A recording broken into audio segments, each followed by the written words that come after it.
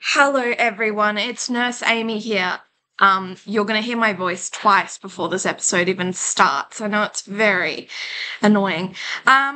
So I don't know how I've done this, but I have somehow deleted the second part of our podcast. So, like the ending of this podcast. So it ends quite abruptly. And I don't really know what I've done. So She's really, really sorry, and She's she can so blame it on sorry. whooping cough. It's the hoop. It was, by the way. Yeah, by the way, update. Yeah, confirmed whooping cough. So yeah, just sorry. Hope you enjoy the podcast anyway, and we will be recording another podcast very soon. And so, yes.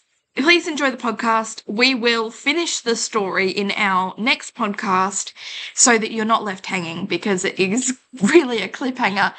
And I'm really sorry about that. I literally have no idea what I've done. Yeah, anyways, enjoy the pod. Hi everyone, it's Nurse Amy here. I just wanted to jump on really quickly before we get into the episode and just do a little bit of a trigger warning. We do discuss some topics in this podcast that could be confronting or could bring up some things for some people. We talk about cardiac arrest, seizures, brain death, natural disasters, and some of Dad and I's difficult shifts.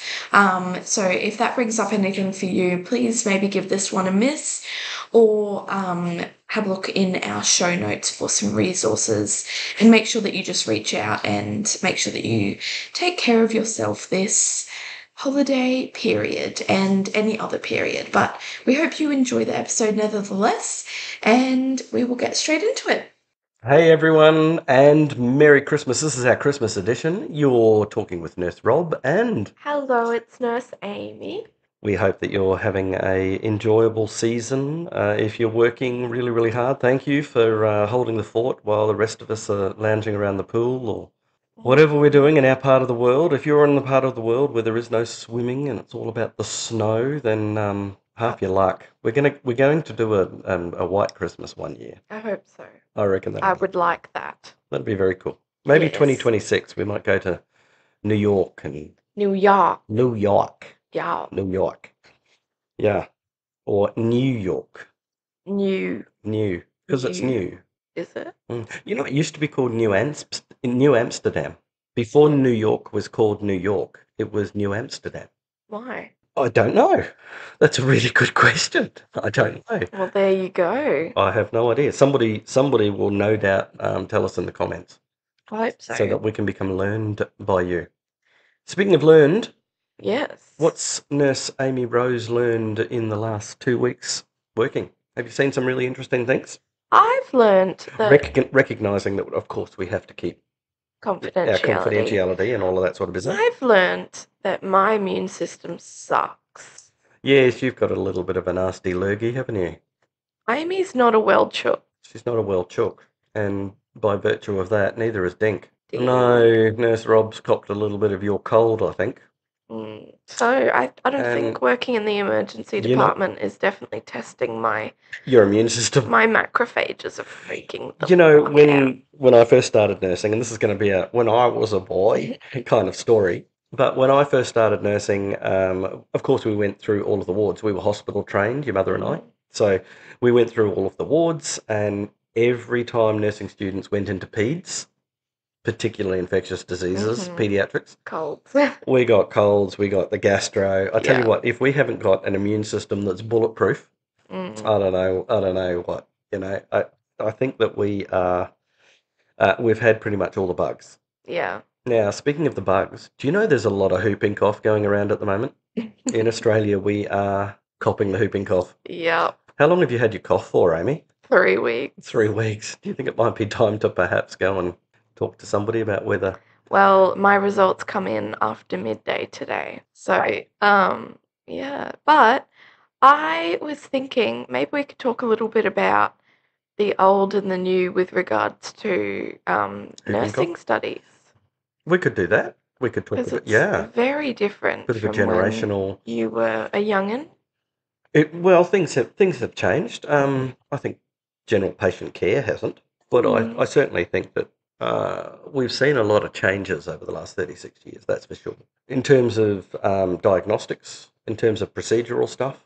I was more so thinking about the fact that you're hospital trained and we're not. Mm, What do but, you think about being hospital trained? well, I knew no different. I've had the benefit of both worlds, which is something you will never have. Mm, I was hospital trained and then I went and did a degree, mm, as many nurses in my generation did. mm, So, did I learn how to nurse when I did a degree? Absolutely not. But did you? no, You didn't learn to nurse doing a degree. no, or So anything. if you're doing a diploma or a degree, you're not learning to nurse or to become a paramedic. You learn those skills on the job. These are on the job skills. There's no question. Mm, So how did my training differ from your training? I think it was light on the academics, mm-hmm, despite the fact that we spent more classroom time than what you did. In my 3 years of training, we did a 1,200-hour curriculum.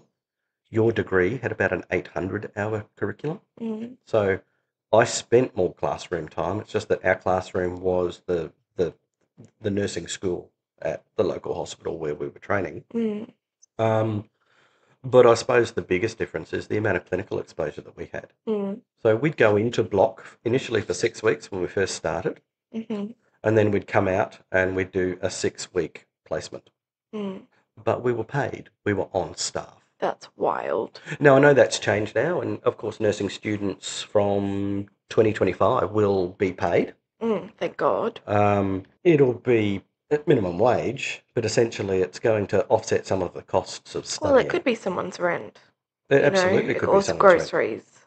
Yep. Or who knows. I have a very strong opinion on this. Okay. But remember that opinions are just those. No, I know. It's not a negative one. Opinions are like assholes. Everyone's got one. That's gross. I don't want to talk about anus right now. Okay. I really, really, really think that we need to bring hospital training back. For a few reasons. These are my reasons. Okay. Because I'm not convinced. Okay. So Well, you're wrong. It is your opinion. It's not the opinion of the ECTopics podcast. Okay. I think that anyone in your generation Yep. and or people who have done aged care before as an AIN before going into nursing have much better patient care with regards to ADLs. Okay. I'm And still listening. my reason for that is that you guys start right at the bottom as pretty much an AIN when you started your hospital training. And you learnt the bedpan thing, you learnt the patient washing, you learnt how to look after someone's skin, you learn how to roll someone safely, you learn all of these little things that aren't taught in uni. And Fair as an AIN, we also learn that in aged care. We are solely focused on, well, hopefully in some cases, solely focused on looking after someone's body, as in their skin, making sure they don't get pressure sores, making sure their hygiene is kept up, making sure that their ADLs are kept up. And I think that that's something that is a fundamental in nursing and something that we don't learn. Okay. And I think that They would emphasise the importance of developing those skills, though. they do, but it's like having someone be like, oh, you really need to know your blood gases, but we're not going to teach you how to do it properly. And when you're on when we're on our nursing placements, that might be 1% of our day is helping someone with ADLs, but the rest of it's learning pathophysiology and it's learning how to do blood pressure and it's learning medications and everything. But I think that because you guys started down, I guess, which I don't necessarily agree with the pecking order, but in the case that you had to learn all the bare minimum stuff before you worked up to the more advanced stuff, I actually think that has a lot of benefit because it kind of builds your building blocks of skills. And really, one of the most important things about caring for a being is looking after the whole being, not just looking after what they've come into hospital with. While I totally understand what you're saying and to an extent agree with that, do you not think that during your clinical placements, they were structured in a way that you started very, very basic? I I think in a way, yes, because obviously we start with aged care, but in my experience in aged care, it wasn't necessarily learning that skill. It was following around a cranky AIN who didn't want to be working and helping where you can. Yeah, And obviously, that's not the norm. No, That's your experience. obviously, everyone's going to have a different experience. I ended up working at that same aged care facility for a year, and actually, as an AIN, after I finished my placement, and loved it. It was one of my favourite jobs I've ever had. I really missed that job. But I can confidently say that those skills that I learned in that AIN job have been some of the best skills that I've learned and used throughout my year and a half as a nurse. Well, I've always said, like, there's elements of what you're asserting that I agree with. I certainly agree that we did start at the bottom, in every respect. You know, Yeah. the bottom end of the patient. Yeah. We did a lot of that very, very basic hygiene stuff. There are nurses in my generation that will report stories of having spent 6 months in a pan room, scrubbing pans, and while a lot of that is sort of peppered with the romance of being a junior nurse, at the end of the day, there's some realities there. Yeah, of course. And But- obviously we don't do that now. We've got a machine that does that, thank God. Well, we always had a pan hopper. I mean, pan hoppers predated me. Yeah. But at the end of the day, when somebody's left a Bristol stool chart too Yeah.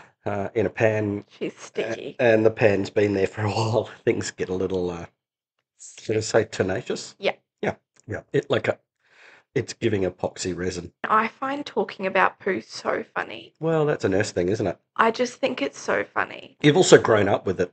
As a kid that sat around the table when Mum and I would come home with stories, Yeah. you've kind of grown up with it being very body functions and Yeah. So normal. stuff like that being completely normalised. But yes, continue. I lost my train of thought completely. But the point that I guess I'm trying to make is that my observation, I'm 30 years in and 20 years a nurse educator. And so I have seen nurses come through both systems. Hang on. You didn't start nursing when you were 4. It's just you just said you're 20 years 20 a nurse and 30 years a other way around. 35 years a nurse, 36 years a nurse. Yeah. And 20 years a nurse educator. Well, that makes you 55. Oh, Amy, is it possible that I could wear a hat and a shirt at the same time? No. So let's say I had a shirt on for 30 years and I had a hat on for 20 Okay. years. Is I it mean, possible that they could be simultaneous? It's the hooping. Leave me It's alone. not the hooping, and you've got to stop saying the hooping until you get your test results back. It's You've the- never been so happy to see that a pharyngeal swab didn't show anything viral. I know. They freaking touched my brain. When they did the swab? Holy heck. Yep. He went in and then kept going in, and I was like, bro, you're about to get a whack, and it's going to be Yeah. not somewhere north. You're touching memories from when I was 6. Yeah. Yeah. Anyhow. Anyways. What was yeah. I saying? I don't know what I was Yeah. saying. But, okay, can I talk about my first... Oh, yes, I was talking about my experience. Sorry, I'll shut Being a up. nurse educator, seeing nurses come through from essentially graduating through a hospital-based program or a TAFE-based program or a university-based program, right? At the end of the day, when we look at those nurses that are 2, 3, 4, 5 years in, so the graduated nurse, irrespective of which system they went through, those nurses function the same. Mm, A nurse who was hospital trained 5 years in practice versus a nurse who was university trained 5 years in practice. And we can't do those comparisons today because there is no hospital-based training in this country. For nurses who were going through, those studies conclusively show that there are no differences in performance. Now, wow. the Okay. differences certainly existed very, very early on. And you would have experienced that. You would have come out as when you did your graduate year last year, you would have come out as a first-year registered nurse feeling and literally not feeling like you knew anything to be able to perform your function as a nurse yet, right? You had certainly some insight into there's so much that you don't know. Yep. And you still experience that. And can I tell you that that's not abnormal for somebody that's a second-year registered nurse like yourself. It's also not abnormal for somebody that's been nursing for many years like me. There are nurses of my generation that genuinely feel that they don't know enough to be able to do their job. That imposter syndrome is a very real reality. So that's something that only you can reconcile. That's part of your anxiety and your makeup. Our anxiety and our makeup collectively. But as far as your clinical, It's a common issue, by the way. incredibly common. That's Yeah. my point. Yeah. That's my point. But as far as the issue of clinical competence, actually getting out there and doing the job, that transition into practice from a learner to a practitioner, that transition, we have known about that transition for a very long time.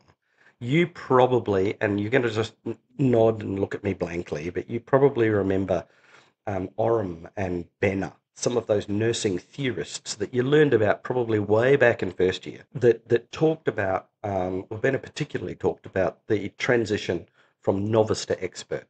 I other words- don't know who any. I have no idea. You know, Sorry. you would have, it would have been one slide on one nursing theory lecture.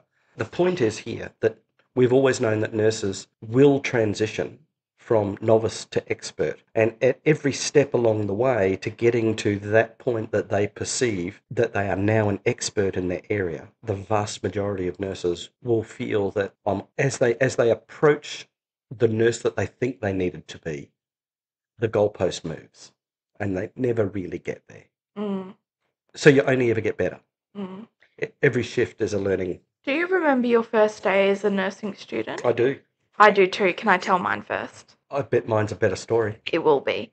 So I get to the aged care facility and we're standing in the room where they do the nurse handover to the AINs, and it's literally, oh, bed 1, she's fine. Bed 2, UTI on antibiotics. Bed 3, fine. Bed 4, fine. Bed 5, pressure injury. Bed 6, fine. And I'm just sitting there like, oh my God, what's going on?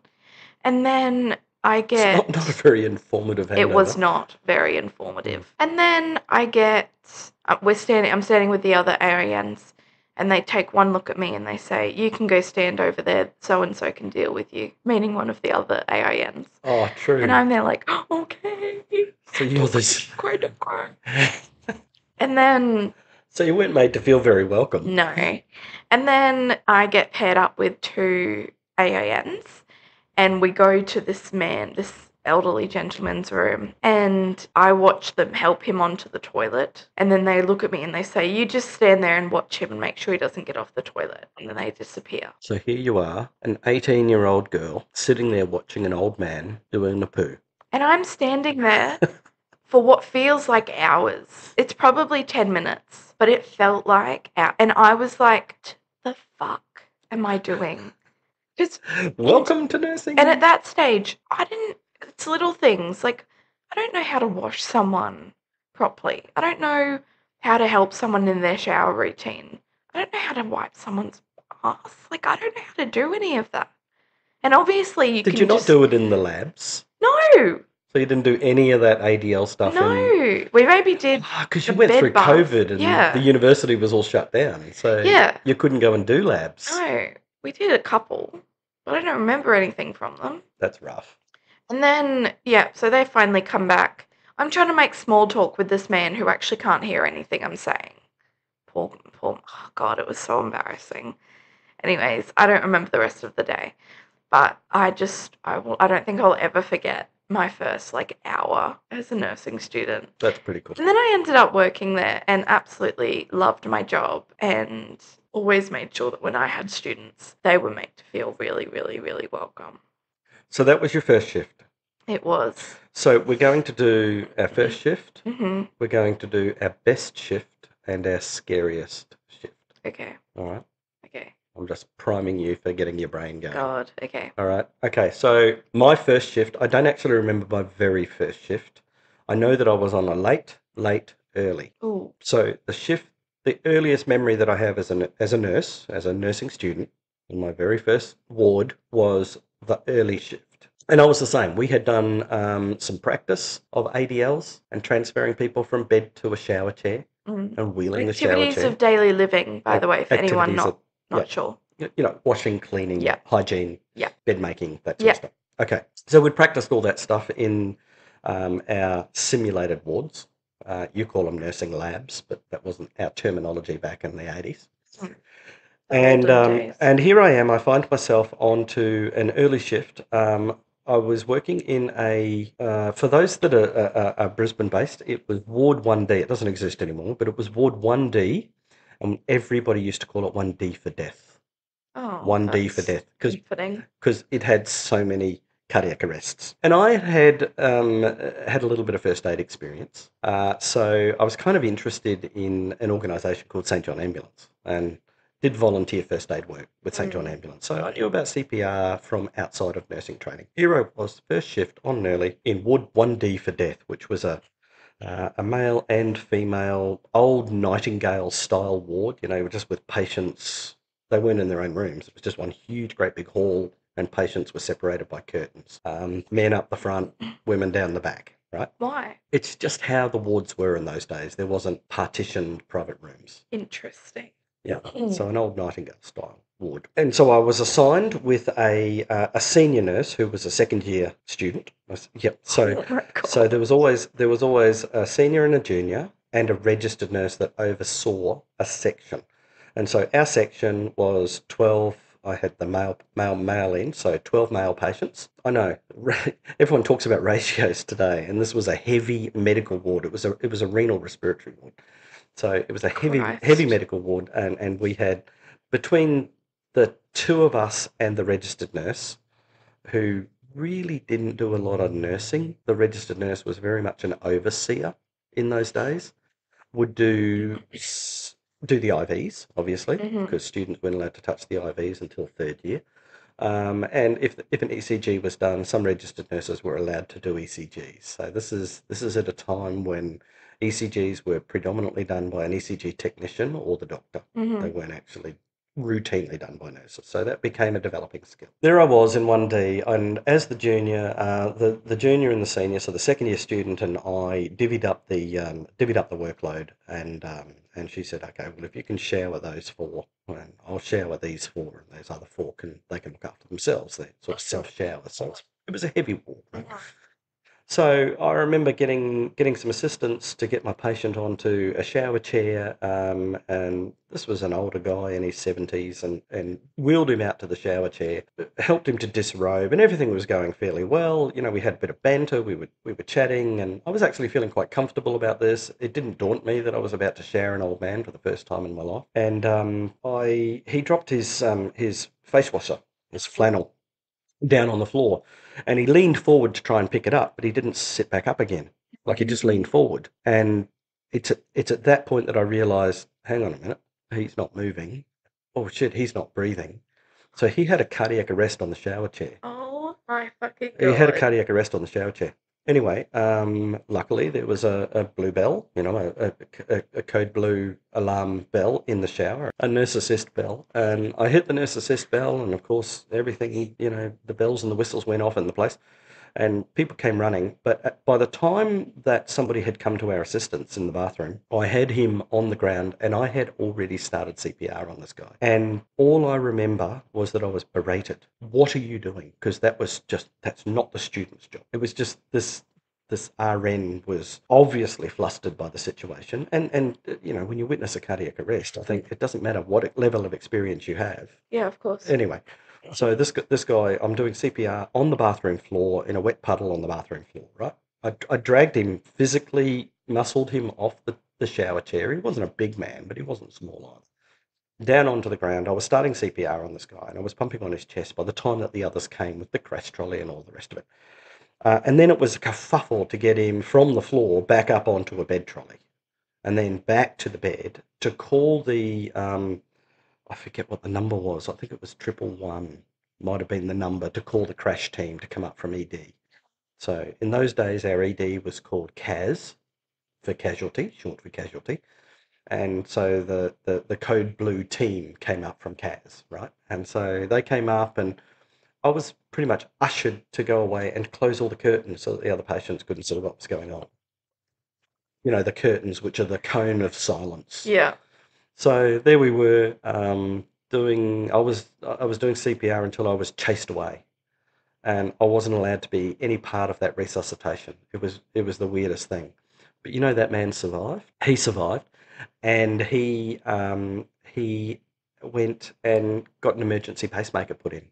Wow. So he'd actually, I was probably told what happened, but I can only suspect that he had either a sick sinus or some electrolyte disturbance or a third-degree heart block or maybe a second-degree type 2 heart block. And he went into cardiac arrest. He had an asystolic arrest. Jesus. I don't remember them shocking him because I wasn't really part of that. You know, I was chased away to go and look after other patients. That would have been really tough. Well, it was tough because I kind of felt a sense of ownership. Yeah, I of developed a course. rapport with this man. Yeah, yeah. And we were having banter, and then suddenly he dies on me, and then I'm pushing on his chest, and it's like, fuck it, this is my patient. Nobody's chasing me away from this. Yeah. But then they chased me away from that. You know, I was 18, and that was my first experience, my very first shower. Patient dies. But we got him back, and he went and got a pacemaker, and long story short, a year or two later, I was coming towards the end of my third year, so it must have been 2 years later. I went relieving to exactly the same unit. So I was working in another area, another clinical placement in another ward in that hospital. Trauma. But I went back to the same ward. I actually really enjoyed it. At the end, I really enjoyed it. Yeah. And here he was again, because he was a chronic renal patient. This man, every time he came into hospital, he would go to the same ward, the renal unit, right? So every time he had an exacerbation or something like that, he would come into 1D, and there he was. And so I know he at least lived for another 2 years after that event. So that was pretty cool. Yeah, that's so cool. That would have been really rewarding. It was quite rewarding. Yeah. Your scariest shift. This is hard for me because I'm pretty much terrified every time I go to work. Yeah, but have you seen something that just really spooked you?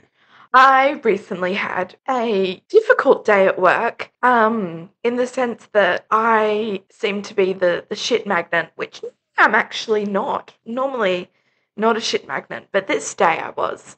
And I had two seizure, clonic tonic seizures, pretty much within an hour or two of each other, and it's a little bit scary.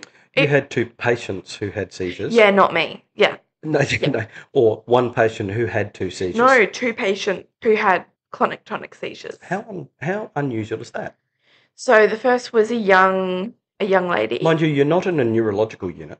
No, I'm in ED. You're in an ED. Yeah. So, yeah, that's an interesting... One was a young lady, and I was getting handover. She didn't even make it off the QAS bed, and she started having a seizure. So she went straight to resus, and I was sort of like... Had you seen a seizure before? I'd seen a seizure when I was a student in an ED, but I was very much, not ushered away, but I was kind of standing to the side watching what was happening. Yep. But apart from some very basic training when I was doing support work, I had no idea what to do. Yep. And so the second one was a middle-aged lady who had her first seizure that morning. We got her onto the bed. We were trying to, do our head-to-toe assessment. So we were starting to gauge a GCS from her. And, I was doing, can you tell me what your full name is and your birthday, and do you know where you are right now?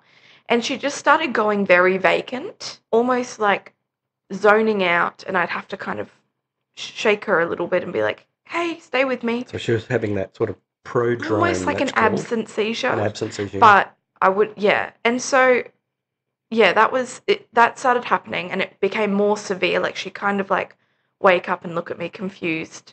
And I'd, you're okay, you're in hospital. Do you know where you are right now? And then she went blank again, and I just saw the top of her cheek start to twitch. And I said, she's having another seizure. We need to press the emergency button, because in ED, that's what you do. If there's any seizure activity, you press the emergency buzzer. So that's what we did. And then pretty much a few seconds after I said that, she started having the full tonic-clonic seizure.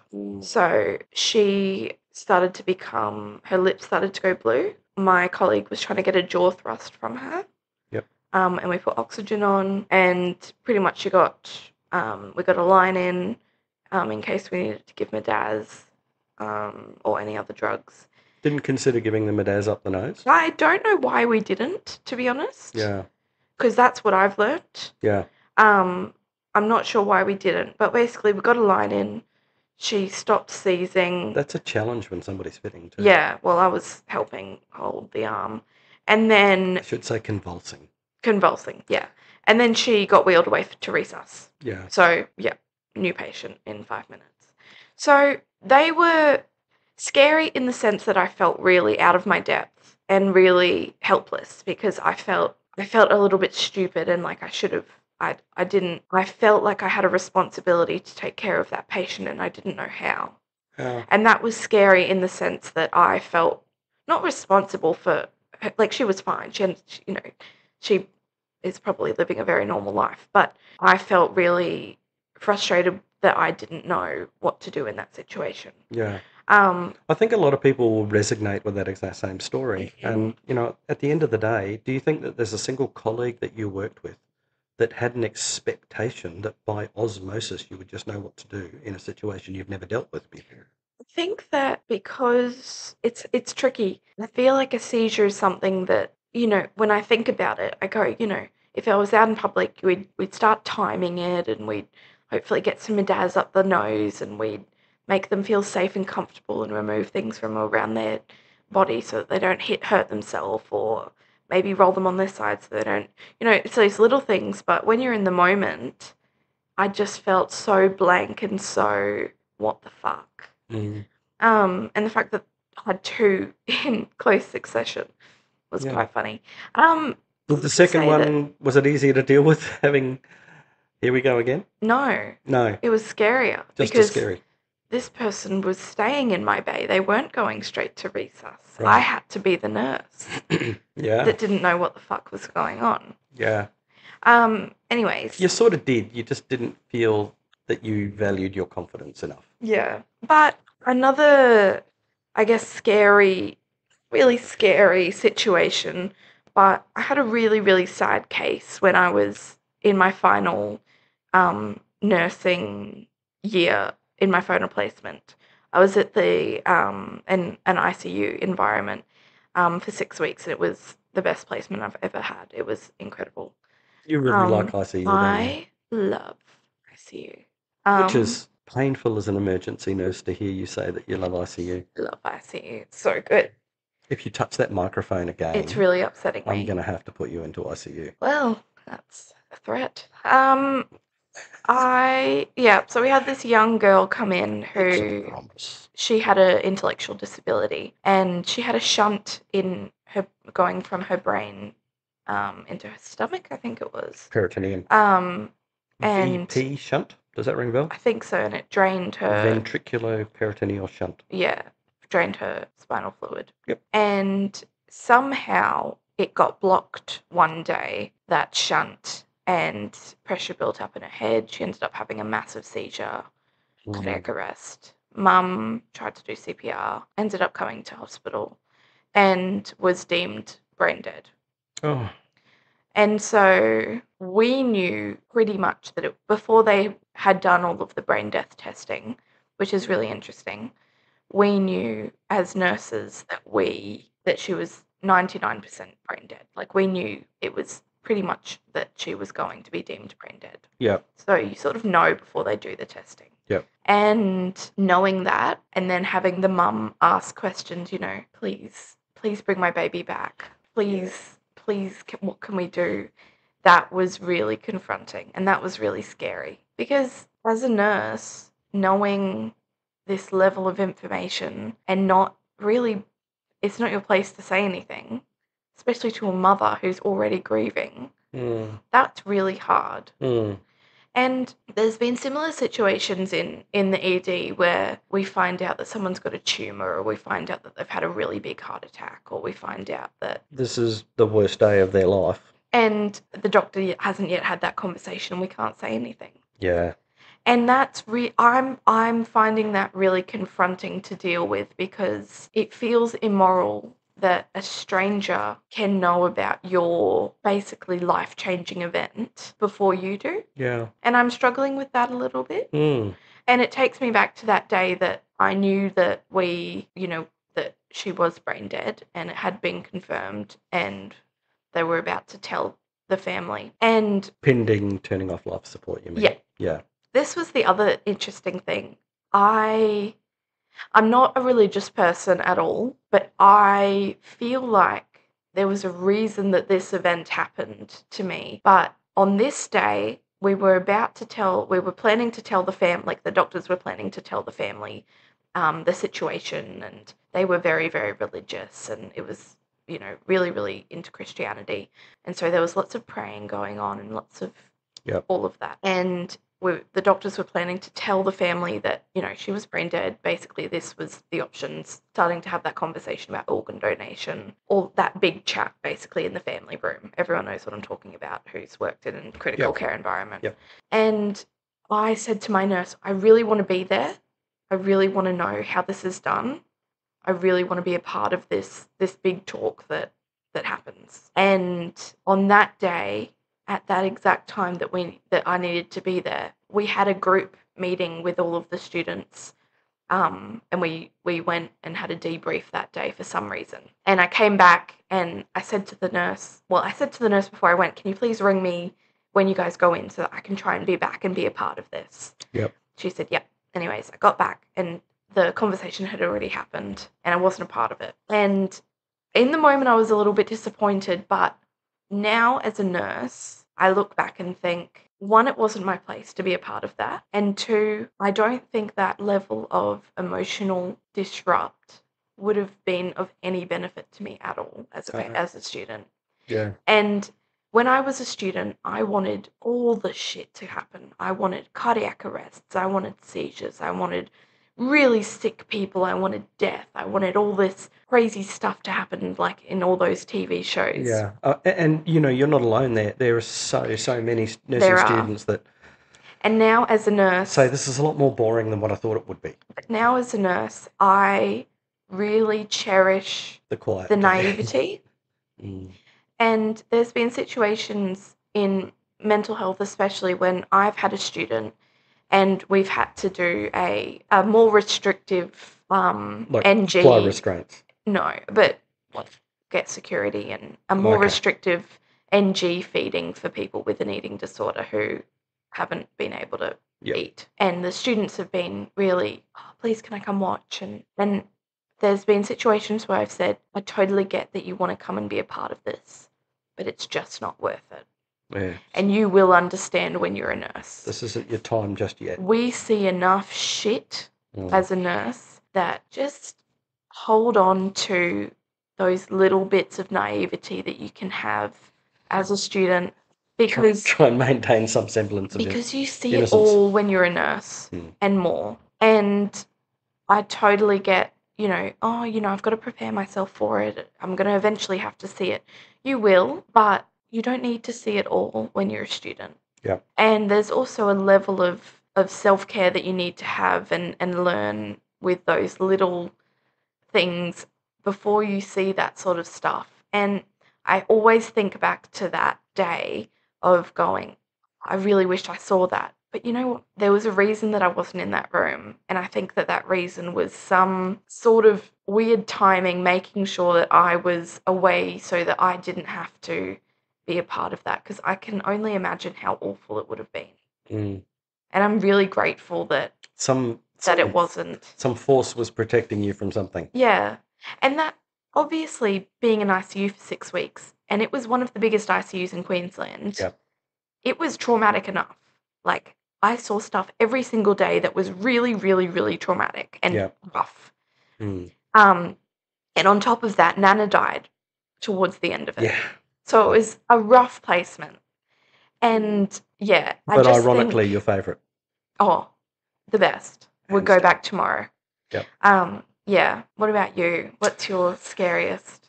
Oh, golly. Every day. Okay. If you're comfortable talking about it. So I've had obviously a lot of shifts that they have gone wrong. Have gone.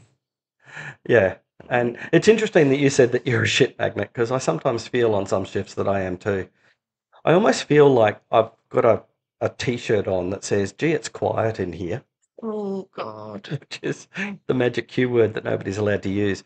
Um, I've had some really interesting shifts that were frightening, and without going into any depth or great detail, I can probably elaborate on other podcasts. But I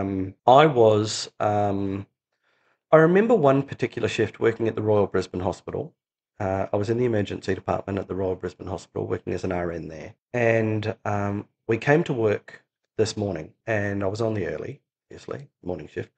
And I came to work this morning, and the whole place, you could just feel tension in the air. There was just this atmosphere of dread. And they said, as we were getting handover in the morning, they said, we've just been informed that there is an aircraft that was supposed to be landing in Sydney, and a passenger plane that was supposed to be landing in Sydney, but they're not responding to air traffic control, and it appears on radar that this aircraft is diverted itself without permission or without warning to Brisbane. Oh my God. Right now, just 10 hours prior to that, 2 aeroplanes flew into the Twin Towers in New York. So the world was still trying to process this idea that there was a terrorist attack in New York, a terrorist attack at the Pentagon.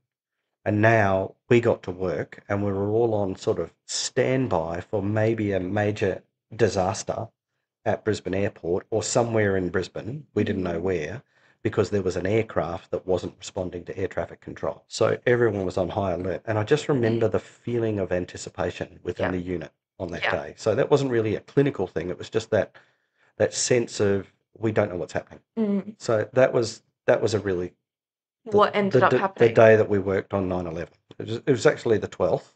No, it was the 12th of, for us in Australia, it was the 12th. Yeah. But it was 11th of September. Yeah. Yeah, it regained contact. Right. Okay. It regained That's good. contact, and there was a little bit of misinformation, and we were informed, and of course we were stood down from being on high alert and all of the rest of it. But it was just that anticipation, because most of the staff had been up all night watching 9/11 play out on live feeds that were happening in TV. Now, for you won't have any memory of that, because that was when you were born, 2022? No, it was the year before. 2024. 2001 it was. Was it? Yeah. Okay. Yeah. Anyway, so yeah, so it was. So that was really frightening. Were you also a part of the Bali bombing? Yes. So that was working at a different hospital in Brisbane. We received a lot of. So what happened with many of the burnt survivors from the 9/11 bombing in 2002, 2002? 2001. No, 2002. I'm sure. It was 2001. You sure? Yep. It was on the birthday of one of my older friends. You're The thinking day she was 9/11. born. Yeah. That was 9/11. Oh, the Bali bombings. I don't know The when Bali that was. bombing was 2002. Yeah. Anyhow, so yeah, when the Bali bombing happened, what they did is they moved a lot of Australians and New Zealanders down to Darwin, from Bali down to Darwin, and then from Darwin, retrieval teams from the big hospitals all around Australia went and retrieved patients that were geographically close to where they are. So Sydney retrieval units went up to Darwin and brought back New South Sydney Wales people, people, yeah. and Brisbane retrieval units. So our teams went up to Bali and went up to Darwin and brought people back. I was at that time one of the flight nurses on the team, and while I didn't do any of the flights bringing people from Darwin back to Brisbane, my role was to be part of the coordination of setting up a makeshift burns disaster unit in our department. And that was pretty frightening, because burns is not something that I particularly enjoy caring for. I find it really fascinating from a science point of view, and I can talk about burns and burns treatment and all of that until the cows come home, and we should maybe even do a podcast on that at some point. Yeah. But yeah, that was really frightening, because these people were now, they were travel exhausted, travel fatigued. They'd been through some of the most horrific thing that anybody could go through, a bombing, and survive it, and they've lost loved ones and friends, and there were a lot of football teams. It was the end of the year season, and there were a lot of football teams doing their doing their celebration, end of the year celebration, and the whole team would go to Bali on holiday or something like that. And Bali really is a favoured sort of hotspot for Aussie travellers. And so there were so many. I mean, we hear about the 200 plus people who were killed, Australians who were killed in that Bali bombing, but there were so many more that were injured. Yeah. Yeah. So whenever we see a disaster like that, and we hear that, like there's been an earthquake and 70 people died, well, that's the tip of the iceberg. Yeah. A bombing absolutely. and 200 people were killed. Well, that's the tip of the iceberg. The number of survivors with very serious injuries is much, much higher than the number that's reported as the deaths that are reported in the media. So we knew that there were 200 killed. So we're kind of doing the maths and thinking, crikey, we're looking at 700 or 800 people that are seriously injured, perhaps from the fallout from this. Luckily, there wasn't that many because there's only a finite number of people you can fit inside of a bar. Yeah. Yeah. So the place turned into a burns unit, and we had some of the most horrific burns that I've ever seen land in the emergency department. And anybody that's worked in a burns unit or that's worked in an emergency department when a severe burned patient has come in, that takes a lot of resources. But when you've got 5 or 6 of those patients, that's just mind-blowingly frightening. Yeah. And so my memory of that was just the chaos. Yeah. And while I think as a senior nurse, I understood what I was doing from a mechanical point of view, a care for the patient, assess the patient point of view, it was the time management stuff. It was just the chaos and the sheer busyness of having to go from room to room to room. All I remember is... Okay, I actually can't believe that that's...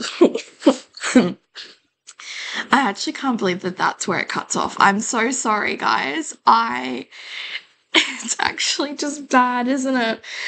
Yeah, so I promise I'll make sure continues his story in our next episode, and you won't be left hanging anymore, I promise. I'm so sorry about that. I know it's such an inconvenient time, but nevertheless, I hope you enjoyed this episode. If you did, please make sure to share it with your friends. Happy New Year, by the way. I know this episode came up after the New Year, but Happy New Year. I hope that you had a wonderful, safe New Year's. And for those who were working, thank you so much for holding down the fort for the rest of us. You are amazing. And yeah, we will talk to you very soon in our next episode. Bye, guys.